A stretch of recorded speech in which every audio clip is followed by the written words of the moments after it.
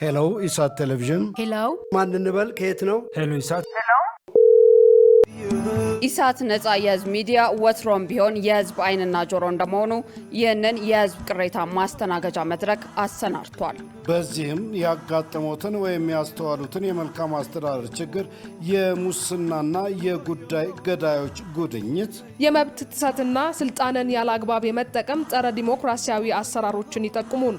የሚመለከተውን የመንግስት አካል በማነጋገር ተጠያቂነት የሚሰፍንበትን መፍትሄ እናፈላልጋለን። በስልክ ቁጥሮች 0901 458845 ወይም 0901 451145 በተጨማሪም በ0944 02 11 11 በ0906 77 42 92 ይደውሉ።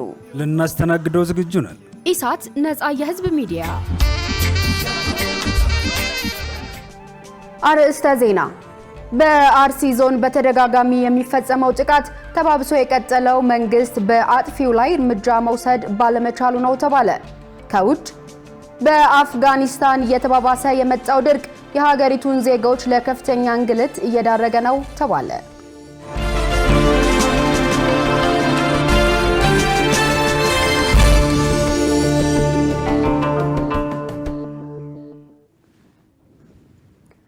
ሰላም ጤና ይስጥልን የተከበራችሁ ተመልካቾቻችን፣ ከኢሳት ነጻ የህዝብ ሚዲያ የሰዓቱ ዜናዎች ተጀምረዋል። ከዘገባዎቹ ጋር እኔ ገነት ዘዘውና ለምልክት ቋንቋው ደግሞ ዳዊት ጎሳይ አብሮን አለ። በቅድሚያም የህዝብ ተወካዮች ምክር ቤት የብድር ስምምነቶችን አጸደቀ።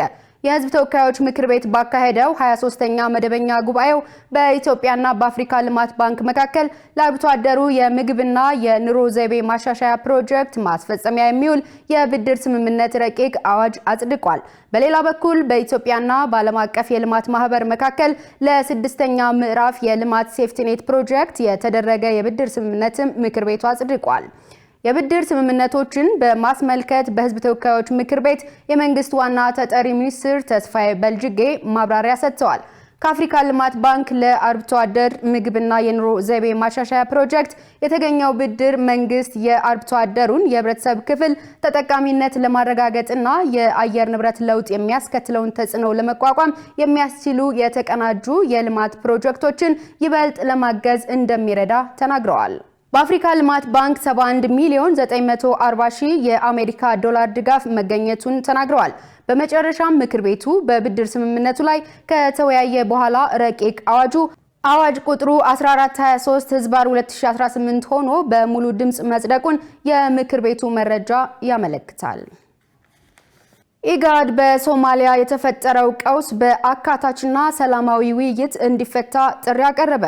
የምስራቅ አፍሪካ የልማት በየነ መንግስታት ኢጋድ በሶማሊያ የተፈጠረው አለመረጋጋት በአካታችና ሰላማዊ ውይይት እንዲፈታ ጥሪ አቅርቧል።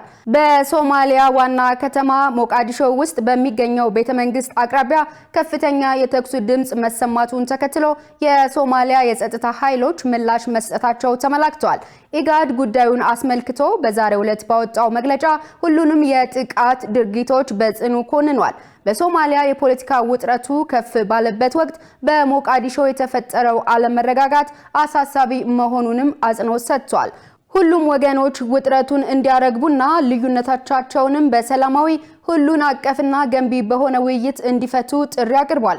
በዚህ ወሳኝ ወቅት ሰላምንና መረጋጋትን ማጽናት እንዲሁም ብሔራዊ አንድነትን ማጠናከር ለሶማሊያ ሀገረ መንግስት ግንባታ ጥረት ከፍተኛ ጠቀሜታ እንዳለው አስገንዝቧል። ሁሉም ባለድርሻ አካላት የሶማሊያን ህዝብ ጥቅም በማስቀደም ሰላማዊ መፍትሄዎችን የማፈላለግ መንገድ እንዲከተሉም ኢጋድ አሳስቧል። ሶማሊያ የኢጋድ መስራች አባል ሀገር እንደመሆኗ ለቀጣናው ሰላም፣ ደህንነትና ልማት ማዕከል ሆና መቆየቷን መግለጫው አውስቷል። ኢጋድ ከሶማሊያ ጋር በመተባበር ብሔራዊ አንድነትና ዘላቂ መረጋጋትን ለማምጣት በሚደረገው ጥረት ድጋፍ ለመስጠት ቁርጠኛ መሆኑን አረጋግጧል። የአርሲው ጥቃት ሃይማኖት ተኮር አይደለም ሲል የኦሮሚያ ክልል የመንግስት ኮሚኒኬሽን ቢሮ አስታወቀ። የአካባቢው ነዋሪዎች በበኩላቸው በአርሲ ዞን የመንግስት አካላት በሚታገዙ ታጣቂዎች ሃይማኖትን መሰረት ያደረገ ጥቃት እየደረሰ እንደሆነ ለኢሳት ተናግረዋል። መሳይ ገዛኸኝ ተጨማሪ አላት። የኦሮሚያ ክልላዊ መንግስት ኮሚኒኬሽን ቢሮ ኃላፊ ኃይሉ አዱኛ በአርሲ ዞን አስኮ ወረዳ የተከሰተውን የጸጥታ ችግር አስመልክቶ 7 ደቂቃ ከ20 ሰከንድ የተንቀሳቃሽ ምስል ለኦሮሚያ ብሮድካስቲንግ ኔትወርክ መግለጫ ሰጥተዋል። ክልሉ የህዝቡን ሰላም ለማስጠበቅ በርካታ ስራዎች ሰርቷል የሚሉት አቶ ኃይሉ የሰላም ጥሪ የተቀበሉ ታጣቂዎችም አሉ ብለዋል። ይሁን እንጂ አሁንም አልፎ አልፎ በአንዳንድ ዞኖች ሽብርተኛ ያሉት ቡድን በንጹሃንና በህዝብ አገልግሎት ላይ ያነጣጠረ የጭካኔ እርምጃ እየወሰደ ስለመሆኑም አውስተዋል። ግንቦት 23 ቀን 2018 ዓ.ም በአርሲ ዞን አስኮ ወረዳ አለታ ጨፌ በሚባል ቀበሌ ምርጫውን ለማደናቀፍ ያለመ ጥቃት ደርሷል ብለዋል። በጥቃቱ ንጹሃን ዜጎችና ረጅም ዕድሜ ባስቆጠረ የኦርቶዶክስ ተዋሕዶ እምነት ተከታዮች ቤተክርስቲያን ላይ ጥቃት እንደተፈጸመ አቶ ኃይሉ ተናግረዋል። የጸጥታ አካላት የሰው ህይወትን ለማትረፍ አስፈላጊውን እርምጃ ወስደዋል የሚሉት ኃላፊው ዓላማው የብሔርና የሃይማኖት ግጭት አስነስተው ማህበረሰቡን መረበሽ ነበር ሲሉም ተደምጠዋል። ጥቃቱ በታጣቂዎች የተፈጸመ ነው የሚሉት የኦሮሚያ ክልል የመንግስት ኮሚኒኬሽን ቢሮ ኃላፊ ኃይሉ አዱኛ ሌላ መልክ የለውም ሲሉ በአጽንኦት ተናግረዋል። የብሔርን መልክ የሃይማኖትን መልክ የሚሰጠው ሳይሆን የሽብርተኛ ቡድኖች ድርጊት ስለሆነ በዚህ መልኩ ነው እያንዳንዱ ኢትዮጵያውያን ልንረዳ የሚገባው ስለሆነ ድርጊቱም የሚኮነን የሚወገዝ የጨካኞች ተግባር መሆኑን ልንገልጽ እንወዳለን። የክልሉ መንግስት ይህንን ይበል እንጂ በአርሲ ዞን እየተፈጸመ ስላለው ጥቃት የአካባቢው ነዋሪዎች ለኢሳት እንዴት ተናግረዋል።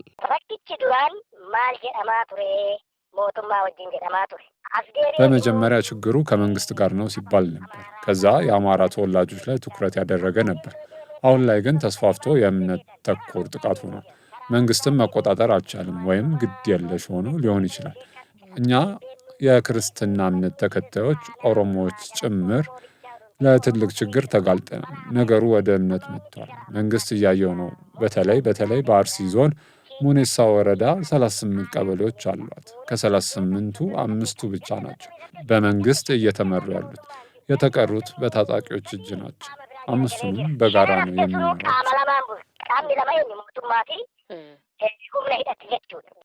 አርሲ ሽርካ ወረዳ እና በቃ መሄጃ የሌለው ቦታ ላይ ነን ያለነው። ግራ ገብቶናል። እንደው ምናልባት እስቲ ተዘግቦ ራሱ የሆነ መፍትሄ ቢገኝ እንዳለ የወረዳው ባለስልጣን በሙሉ በቃ ያው ከነኚህ ሸኔ ከሚባሉት አካላቶች እኛ ተስማምቶም ሆኖ የሚለው ሁሉ አሳስቦናል እና በጣም አስከፊ ህይወት ውስጥ ነው ያለነው።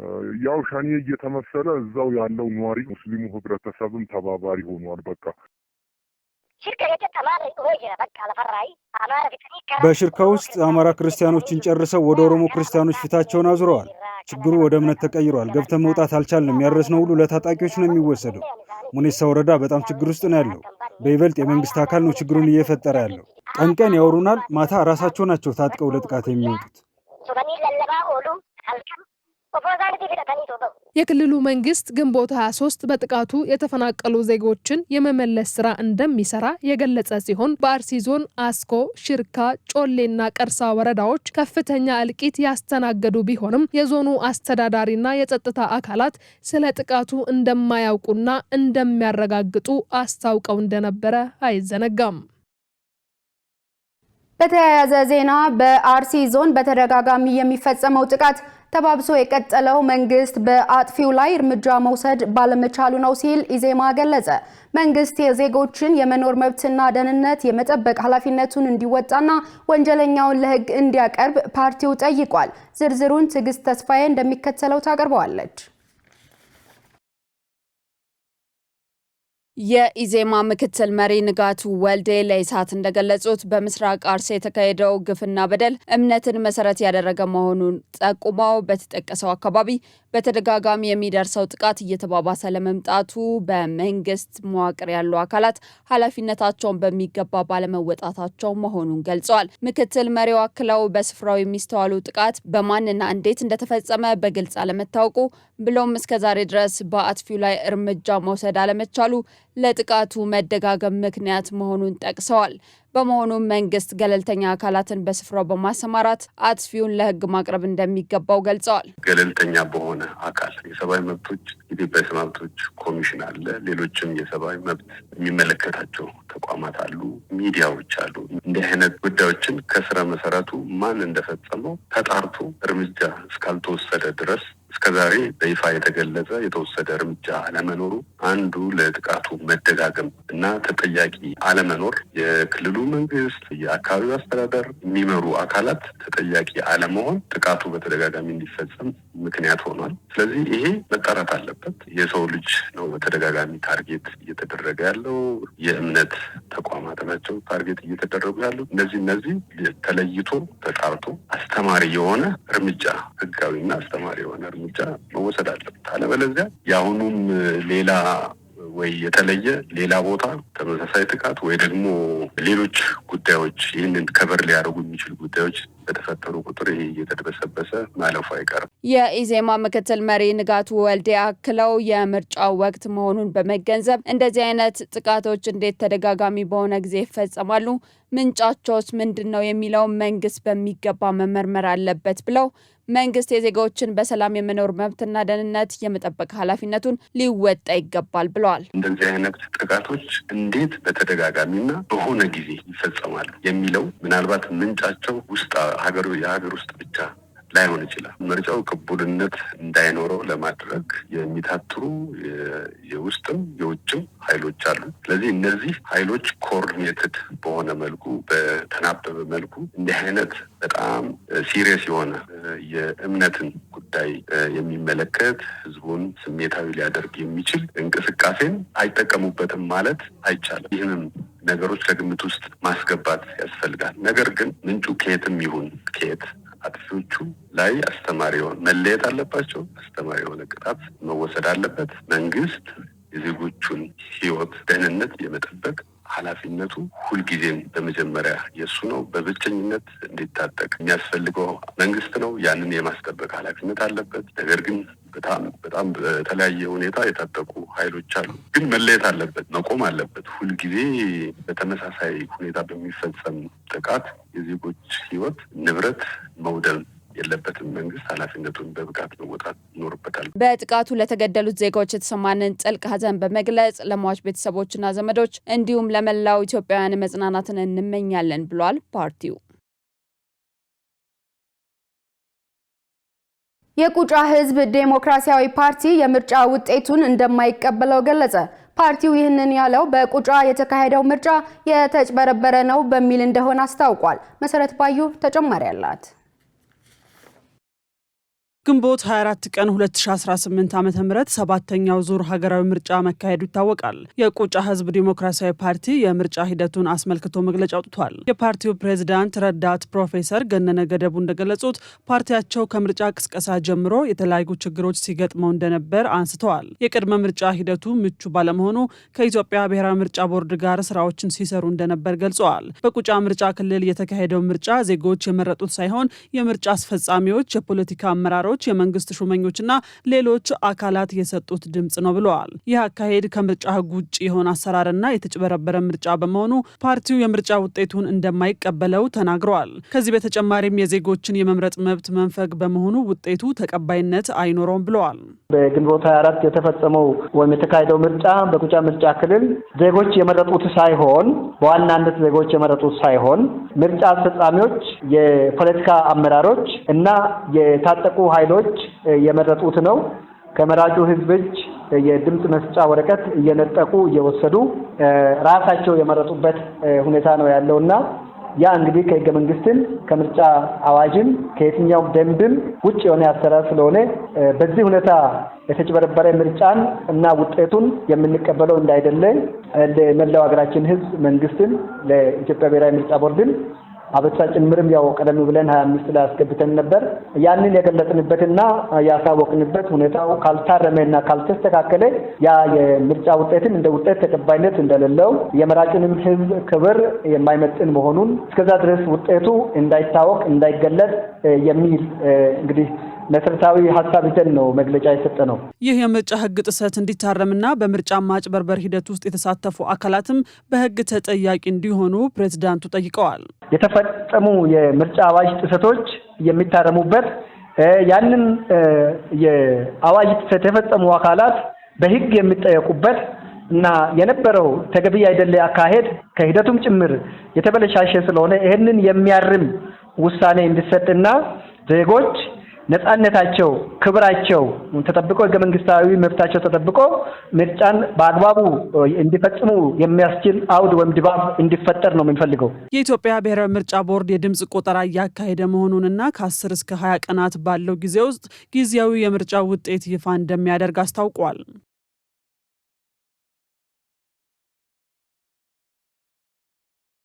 የተከበራችሁ ተመልካቾቻችን ከኢሳት ነጻ የህዝብ ሚዲያ ወደ እናንተ የሚደርሱ የሰዓቱ ዜናዎች አሁንም እንደቀጠሉ ናቸው። አሁን ደግሞ የቢዝነስና የኢኮኖሚ መረጃዎችን የምንከታተልበት የአየር ሰዓት ላይ ደርሰናል። የቢዝነስ መረጃዎችን የምታቀርብልን መሰረት ባዩናት። በቀጥታ ወደ ቢዝነስ መረጃዎች።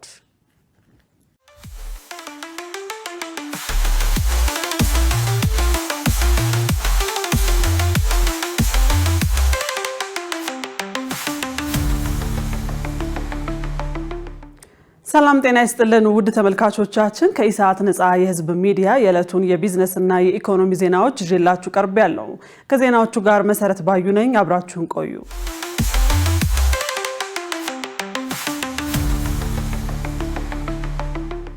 ዓለም አቀፉ የገንዘብ ድርጅት IMF ኢትዮጵያ በውጭ ምንዛሬ ገበያ ላይ ግልጸኝነት እንድታሻሽል ማሳሰቢያ መስጠቱ ተገለጸ። ይህ ጥሪ የቀረበው IMF እና የኢትዮጵያ ባለስልጣናት ለ4 ዓመታት በሚቆየው የተራዘመ የብድር አቅርቦት ስምምነት 5ኛ ግምገማ ላይ በባለሙያዎች ደረጃ ከስምምነት ላይ መድረሳቸውን ተከትሎ ሲሆን ይህ ምዕራፍ በIMF የሥራ አስፈጻሚዎች ቦርድ ሲጸድቅ በግምት $468 ሚሊዮን አዲስ ፋይናንስ ይለቃል ተብሏል። ይህ የገንዘብ ድጋፍ IMF በፕሮግራሙ ስር የተሰጠውን አጠቃላይ ድጋፍ ወደ $2.65 ቢሊዮን እንደሚያደርሰው ተገልጿል። በአዲስ አበባና በበይነ መረብ ከኢትዮጵያ ባለስልጣናት ጋር ከተደረጉ ውይይቶች በኋላ መግለጫ የሰጡት የIMF የሉካን ቡድን መሪ አልቫሮ ፒርስ በሀገሪቱ ላይ ውጫዊ ጫና ቢኖርም የሀገር በቀል ኢኮኖሚ ማሻሻያ አጀንዳዋን ወደ ተግባር በመቀየር ረገድ መሻሻል አሳይታለች ብለዋል። እንደ ድርጅቱ ገለጻ እንደ አውሮፓውያን አቆጣጠር እስከ 2026 መጀመሪያ ድረስ የምርት አመላካቾች የውጭ ንግድ፣ የውጭ ምንዛሬ ክምችትና የመንግስት ገቢዎች ተሻሻሉ ሲሆን የዋጋ ግሽበትም ቀንሶ የኢኮኖሚው እንቅስቃሴ ጠንካራ ሆኖ ቀጥሏል ብለዋል። ይሁን እንጂ በመካከለኛው ምስራቅ የተቀሰቀሰው ጦርነት በኢትዮጵያ ኢኮኖሚ ላይ ከፍተኛ ውጫዊ ተጽዕኖ መፍጠሩን አልቫሮስ ፒርስ ተናግረዋል። በዚህም በመካከለኛው ምስራቅ የተቀሰቀሰው ጦርነት ንግድ ያስተጓጎለ፣ ጊዜያዊ የነዳጅ እጥረት ያስከተለ እንዲሁም ከውጭ በሚገቡ የነዳጅና የማዳበሪያ ዋጋ ላይ ከፍተኛ ጭማሪ ያመጣ ትልቅ ውጫዊ ተጽዕኖ ነው ሲሉ ተናግረዋል። እነዚህ ተግዳሮቶች ቢኖሩም በእድገትና በዋጋ ግሽበት ላይ ያለው ተጽዕኖ እስካሁን የተገደበ መሆኑን IMF ገልጿል። በተጨማሪም IMF በግሉ ዘርፍ የሚመራው እድገት ለመደገፍ መዋቅራዊ ማሻሻያዎች እንዲፋጠኑ ጥሪ ያቀረበ ሲሆን የንግድ ሁኔታ ማሻሻል፣ ጠንካራ የፋይናንስ ዘርፍ መቋቋምና ጥቅል የገበያ ማሻሻያ ቅድሚያ የሚሰጣቸው ጉዳዮች መሆናቸውን ለይቷል ተብሏል። ዓለም አቀፉ የገንዘብ ድርጅት የኢትዮጵያን ኢኮኖሚያዊ እይታ በአጠቃላይ አውንታዊ ነው ሲል የገለጸ ቢሆንም የማክሮ ኢኮኖሚው መረጋጋትን ለማጠናከር፣ እድገትን ለማስቀጠልና በሚቀጥሉት ዓመታት የድህነት ቅነሳን ለመደገፍ የማሻሻያው ፍጥነት ጠብቆ መቀጠል አስፈላጊ መሆኑን በድጋሚ አረጋግጧል። መንግስት ያቀደው የ1.5 ሚሊዮን ቤቶች ልማት ፕሮግራም ዝቅተኛና መካከለኛ ገቢ ያላቸውን የህብረተሰብ ክፍሎች ማዕከል ያደረገ ነው ተባለ። የከተማና መሰረተ ልማት ሚኒስትር ዴኤታ ወይዘሮ ሄለን ደበበ ለጋዜጣ ፕላስ እንደገለጹት በአሁኑ ወቅት አንድ ቤት በአማካኝ በዝቅተኛ ዋጋ 2 ሚሊዮን ብር ቢሰላ ለ1.5 ሚሊዮን ቤቶች ግንባታ ወደ 3 ትሪሊዮን የኢትዮጵያ ብር ያስፈልጋል። ይህ መጠን አሁን ካለው የሀገሪቱ ዓመታዊ በጀት አንጻር ሲታይ እጅግ ከፍተኛ በመሆኑ ቁጥሩን ከሀገሪቱ ኢኮኖሚ ጋር ለማስማማት እንዴት፣ መቼና በማን ይተገበራል በሚሉት ሀሳቦች ላይ ሰፊ ስራ እየተሰራ መሆኑን አስረድተዋል። በዚህም የመሬት ዝግጅትን ጨምሮ የክልሎችና የከተማ አስተዳደሮች ሚና ግንባታውን በፍጥነት በጥራትና በተመጣጣኝ ዋጋ ለማጠናቀቅ የሚያስችሉ የቴክኖሎጂ አቅርቦቶችን በፍጥነት የመለየት ተግባር እየተከናወነ መሆኑን ጨምረው ተናግረዋል። በመሆኑም ፕሮግራሙ በቅርቡ በይፋ ተጀምሮ ዜጎች ተጠቃሚ እንደሚሆኑ ይጠበቃል ብለዋል።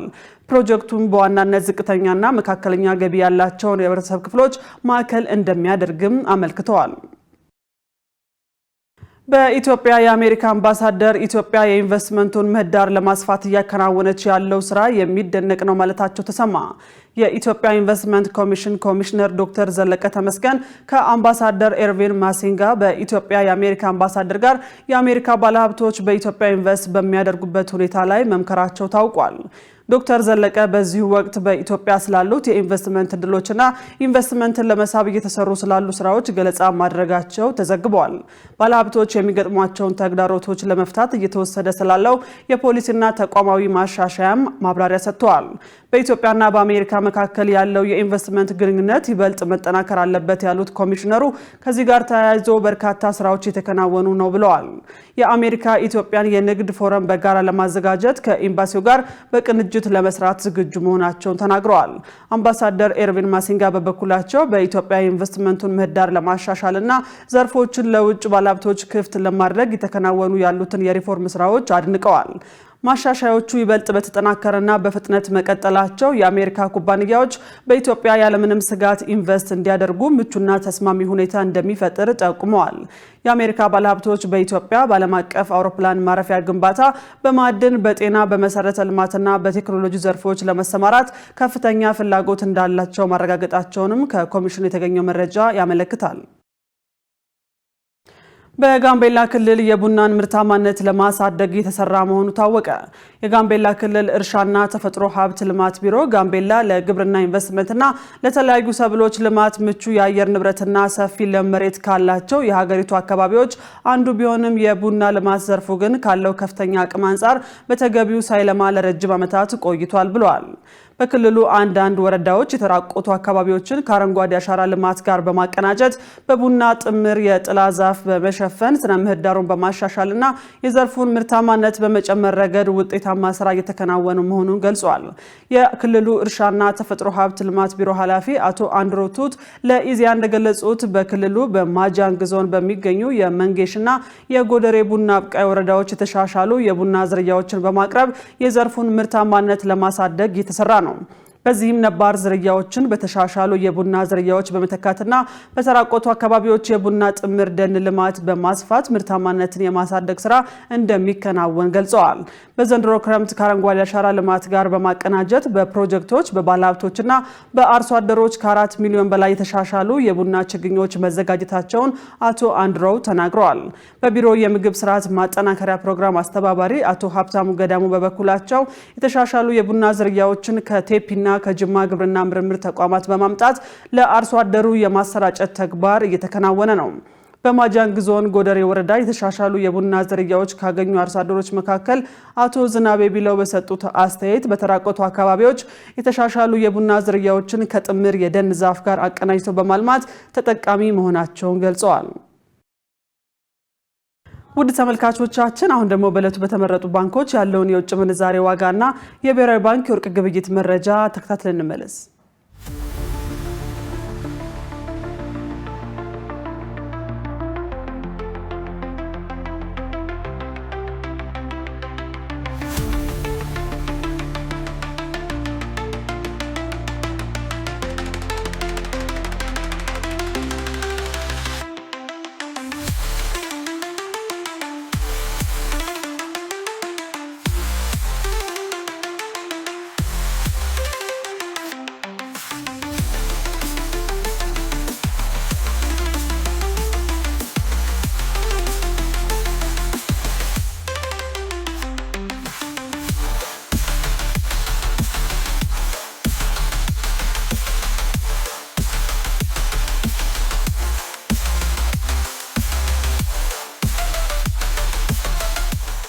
ውድ ተመልካቾቻችን ለዕለቱ ያዝናቸው የቢዝነስና የኢኮኖሚ ዜናዎች በዚሁ ተጠናቀዋል። ወደ ቀሪዎቹ ዜናዎች እንመለስ።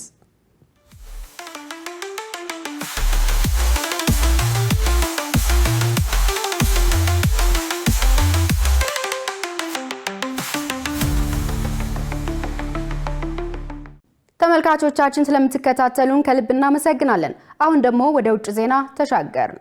የሱዳን ጦር በብሉ ናይል ግዛት አልባርኮ ከተማ ላይ የተቃጣውን ከባድ ጥቃት ማክሸፉ ተሰማ።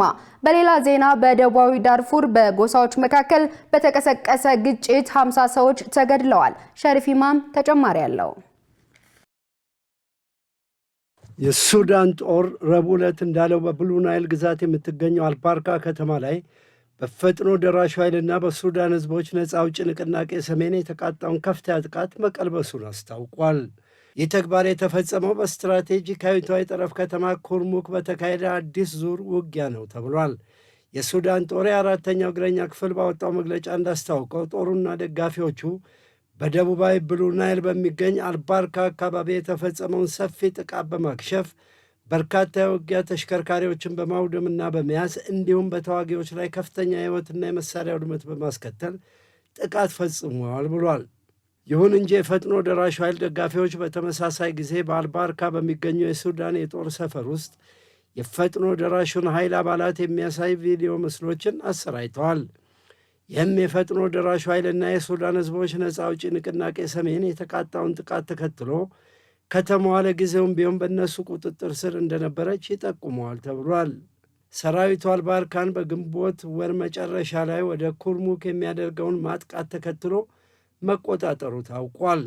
የአልናባ አልያቂን ጦር አዛዥ ኮሎኔል ዩባዲ አልጣሂር እንዳሉት ጦራቸው በሙሉ ዝግጁነት ላይ እንደነበረና ወታደራዊ ዕቅዱን በከፍተኛ ጥንቃቄ ተግባራዊ እንደተደረገ ገልጸው ይህም ጦርነቱ በአጭር ጊዜ እንዲጠናቀቅ አግዘዋል ብለዋል። አክለውም የተካሄደ ኦፕሬሽን የሱዳን ጦር ስትራቴጂካዊ ቦታዎችን በመጠበቅና የብሉ ናይል አካባቢን ለማተራመስ የሚደረጉ ሙከራዎችን ለማክሸፍ ያላቸውን ዝግጁነት ያረጋግጣል ብለዋል። የሱዳን ጦር የድጋፍ ክፍሎች የወደሙ የፈጥኖ ደራሽ ኃይል ተሽከርካሪዎችን የሚያሳዩ ቪዲዮዎችን አሰራጭተዋል። በብሉ ናይል አካባቢ ግጭት ተባብሶ የቀጠለው ከማርች ወር ጀምሮ ነው። የፈጥኖ ደራሽ ኃይልና የሱዳን ህዝቦች ነፃ አውጪ ንቅናቄ ሰሜን ኩርሙክና የአካባቢውን ለመቆጣጠር ከፍተኛ የተባለ ወታደራዊ ኦፕሬሽን ባካሄዱበት ወቅት በምዕራብና በደቡብ የብሉ ናይል ግዛት ከፍተኛ የተባለ ሰብአዊ ቀውስ ተከስቷል። በሺዎች የሚቆጠሩ ሲቪሎች ወደ አልሜዚ እንዲፈናቀሉ ሆኗል። በርካቶች ደግሞ በመጠለያ እንዲኖሩ የተገደዱ ሲሆን በሁለቱም በኩል የድሮን ጥቃት እየተፈጸመ ነው ተብሏል። በሌላ በኩል በደቡብ ዳርፉር ግዛት በሰላማትና በቤኒ ሀልባ ጎሳዎች መካከል በተካሄደ ውጊያ ቢያንስ 50 ሰዎች መገደላቸውን የአካባቢው ማህበረሰብ መሪዎች አስታውቀዋል። የፈጥኖ ደራሽ ኃይል ለአንደኛው ጎሳ የተሽከርካሪዎችና የድሮን ድጋፍም አድርጓል ተብሏል። ከግንቦት ወር ጀምሮ በዳርፉር ኩቡምና ማርኩንዲን አካባቢ በሁለቱ ጎሳዎች መካከል ከባድ ግጭት ተከስቷል። በዚህም የሰዎች ሕይወት አልፏል፣ ንብረትም ወድመዋል ተብሏል። መረጃው የሱዳን ትሪቢዩን ነው። በአፍጋኒስታን እየተባባሰ የመጣው ድርቅ የሀገሪቱን ዜጎች ለከፍተኛ እንግልት እየዳረገ ነው ተባለ። ምንም እንኳን ግብርና ከሀገሪቱ አጠቃላይ ምርት 1/4ኛውን የሚሸፍን ቢሆንም በምዕራብ የሀገሪቱ ክፍል የሚገኙ የእርሻና የፍራፍሬ ማሳዎች መድረቃቸው ታውቋል። ዮሐንስ ተስፋ ተጨማሪ አለው። በተባበሩት መንግስታትና በዓለም አቀፉ ቀይ መስቀል ኮሚቴ IRC መረጃ መሰረት በአፍጋኒስታን ወደ 33 ሚሊዮን የሚጠጉ ዜጎች ለከፋ የውሃ እጥረት ተጋልጠዋል። የአየር ንብረት ለውጥ ተጽዕኖ በከፍተኛ ሁኔታ በሚታይባት አፍጋኒስታን መንግስት በግድቦችና በውሃ ማከማቻ መሰረተ ልማቶች ላይ በቂ ኢንቨስትመንት ካላደረገ የእርሻው መሬት በቅርቡ ወደ በረሃነት እንደሚቀየር አርሶ አደሮች ስጋታቸውን ይገልጻሉ።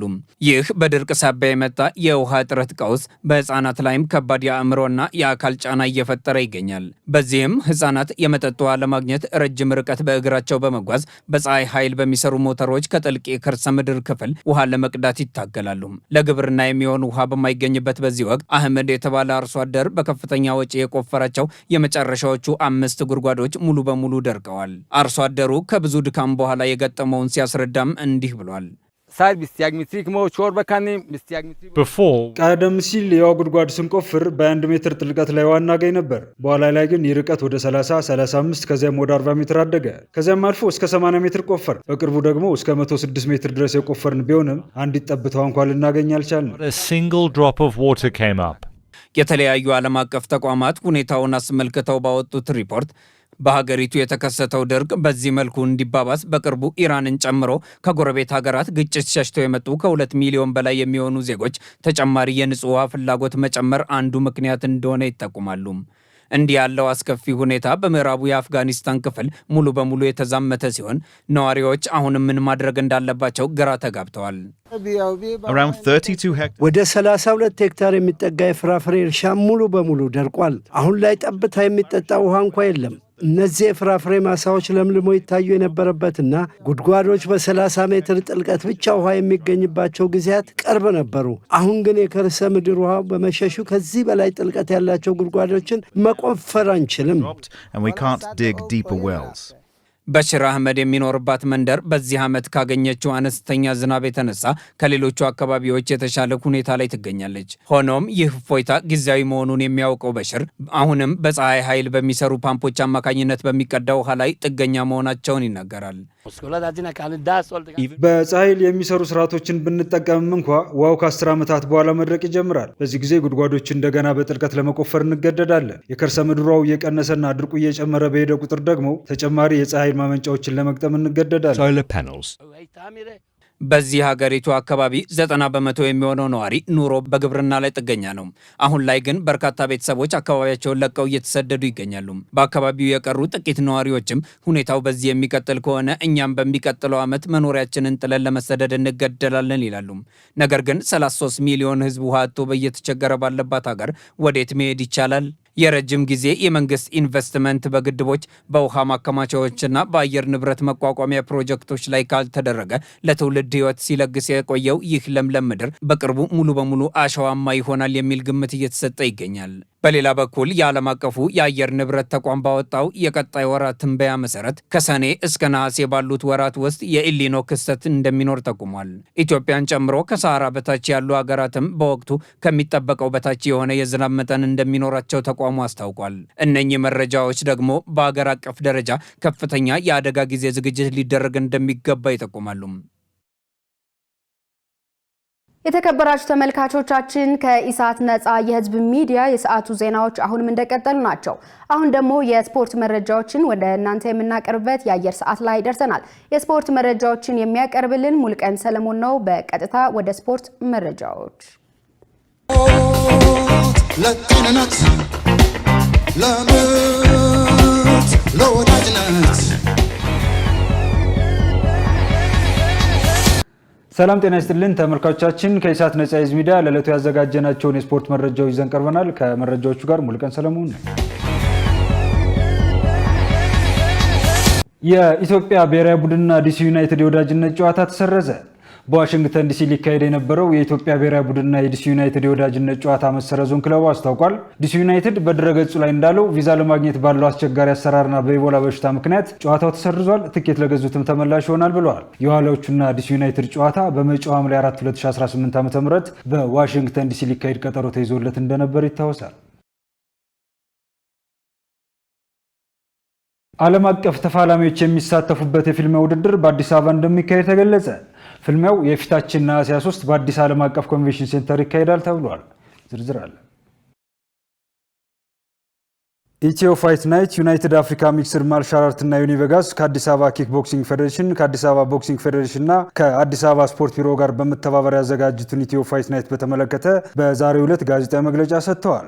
በመግለጫው ወቅት የአዲስ አበባ ወጣቶችና ስፖርት ቢሮ ኃላፊ አሰግደው ኃይለ ጊዮርጊስ እንዳሉት ውድድሩ ለከተማዋ ገጽታም ሆነ ለስፖርት ዘርፍ እድገት ጉልህ ድርሻ ስለሚኖረው ከተማ አስተዳደሩ ከአዘጋጆቹ ጋር በትብብር ለመስራት መዘጋጀቱን ተናግረዋል። ኢትዮ ፋይቲንግ ናይትን ማካሄድ አለብን በሚል ለአዲስ አበባ ወጣቶችና ስፖርት ቢሮ እና ለከንቲባ ጽህፈት ቤት አቅርበው እኛም አጠቃላይ ካለው ጠቀሜታ ካለው አስፈላጊነት አኳያ በመረዳት እንደዚህ አይነት ፕሮግራሞች እስከዛሬ ታይተው የማይታወቁ የከተማችንን ገጽታ በእጅጉ የሚቀይሩ በመሆናቸው የሀገራችንን ገጽታ በእጅጉ ሊቀይሩ የሚችሉ በመሆናቸው በተለይ ደግሞ በማህበረሰቡ ውስጥና በወጣቱ ውስጥ በጣም ተፈላጊ የሆኑ ስፖርት በመሆኑ አክሴፕት አድርገን በጋራ ተቀናይተን በትብብር እንዲሳካ ማድረግ አለብን በሚል እኛም ጥያቄያቸውን አክሴፕት አድርገን ኦልሬዲ የሚካሄደው ውድድር በተሳካ ሁኔታ እንዲካሄድ ተግባብተን ነው የመጣ ነው። ከአዘጋጆቹ አንዱ የሆነ ዮናስ አለሙ ወይም ዩኒቨጋስ እንደገለጸው ደግሞ ውድድሩ ኢትዮጵያ ብዙም የማትታወቅበትን የስፖርት ዘርፍ በዓለም አቀፍ መድረክ ለማስተዋወቅና ስፖርቱን ለማሳደግ ያግዛል ብለዋል።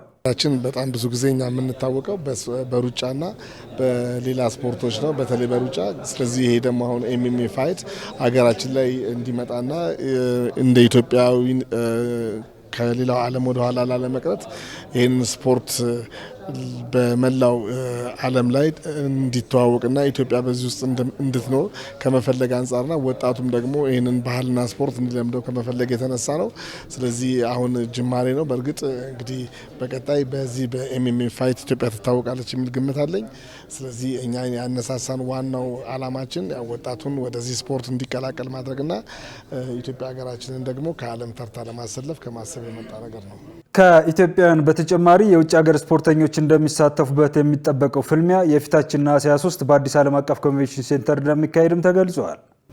ፋይቱ የሚደረገው ነሐሴ 23 ነው። በኮንቬንሽን ሴንተር ነው የሚደረገው። ከ8 እስከ 10 ሺህ ሰው ኤክስፔክት እናደርጋለን። ሆፕፉሊ ደግሞ እንደ ብዙ ሰው እንደሚመለከተው እንጠብቃለን። ዞሮ ዞሮ የምናዘጋጅበት ጊዜ በነሐሴ 23 በኮንቬንሽን ሴንተር ነው የሚሆነው። በውድድሩ ከ6 እስከ 8 የሚደርሱ የተለያዩ ግጥሚያዎች እንደሚካሄዱም በመግለጫው ተገልጿል። ፊፋ የውሃ መያዣ ኮዳዎችን ከስቴዲየም አገደ። በዘንድሮ የ26 ዓለም ዋንጫ ውድድር ወቅት የውሃ መያዣ ኮዳዎችን ይዞ ስቴዲየም መግባት እንደማይቻል ፊፋ አስታውቋል። ከዚህ በፊት ደጋፊዎች ባዶ የውሃ መያዣዎችን ይዘው ገብተው ስቴዲየም ውስጥ መሙላት ይችሉ የነበረ ቢሆንም አሁን ግን ባዶ መያዣዎችንም ወደ ስቴዲየም ይዘው መግባት ተከልክሏል ብሏል። ክልከላው የመጣው በደህንነት ስጋት ምክንያት መሆኑንም ገልጿል። ፊፋ የወሰደው እርምጃ ተጫዋቾችና ዳኞች ላይ ቁሳቁስ እንዳይወረወር በማሰብ መሆኑን ተናግሯል።